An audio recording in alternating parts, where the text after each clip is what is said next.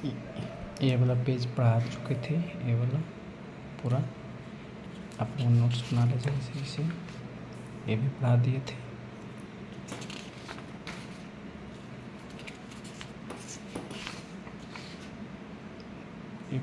ये भी यहाँ तक पढ़ा दिए थे पूरा का पूरा। पेज नंबर 4 तमिल यहाँ तक पढ़ा दिए थे कि श्रीलंका में जाति के आधार पर विषमता है, एक सीली वाले एक तमिल वाले।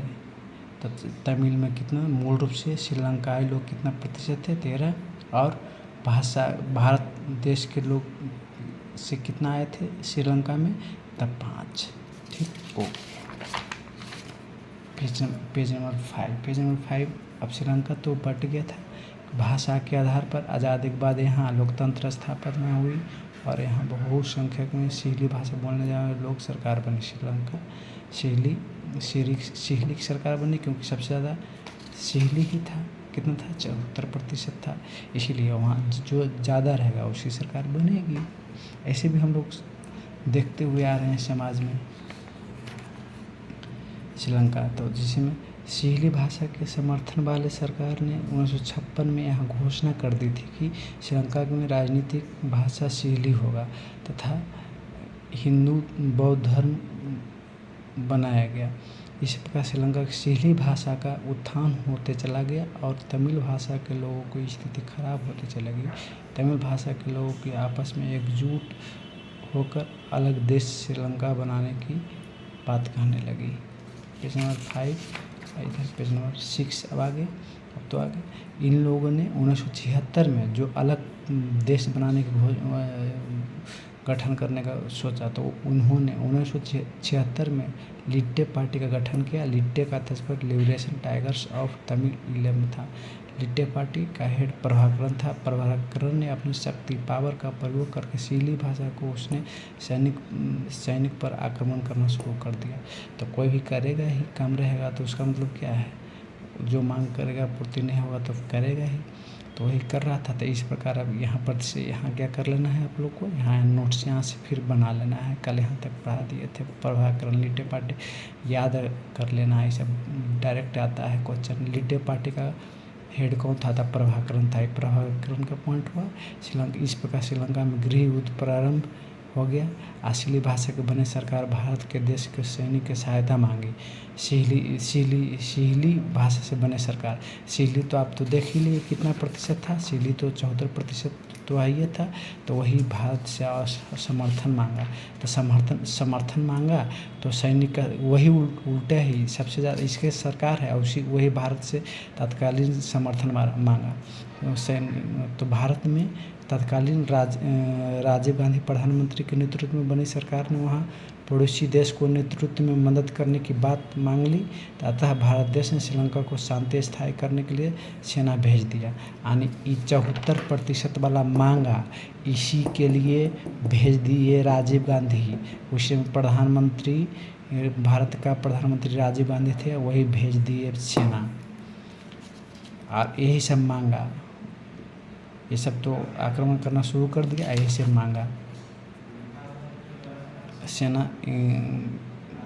अतः भारत देश में श्रीलंका की शांति अस्थायी करने के लिए सेना भेज दिया गया। इस प्रकार अब लिट्टे की सेना युद्ध में हारने लगी। तो अब इतना जो क्षेत्र वाला था, इतना तो कम जो है कितना प्रतिशत, 18% तो हारेगा ही। अब इसको तो बहुसंख्यक वाला बहुसंख्यक है, अल्पसंख्यक है। यही भारत से मदद मांगा और राजीव गांधी जी से भेज भी दिए।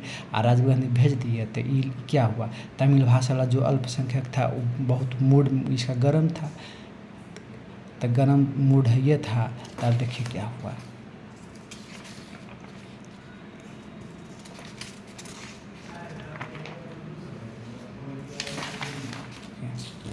पेज नंबर 7 लिट्टे पार्टी का समर्थन में तमिल भाषा के लोग और राजीव गांधी की काफ़ी आलोचना की गई और राजीव गांधी के प्रति नफरत उत्पन्न कर लिया गया। अब एक तो ज़्यादा भी संख्या था, कम संख्या था, इसी के सपोर्ट में राजीव गांधी भेज देते हैं अपना सेना। तो ये जीतेगा ही, ऑटोमेटिक जीतेगा, ये हारेगा ही। तो ये गुस्सा हो गया, गुस्सा हो गया तो ये आलोचना ही लोग करने लगा, ये सब आलोचना राजीव गांधी की करने लगा।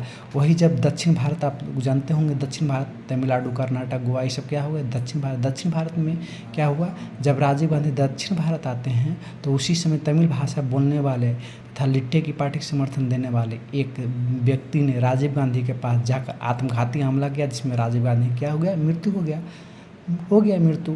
तो इसका भाव एकदम बढ़ गया, किसका, लिट्टे का।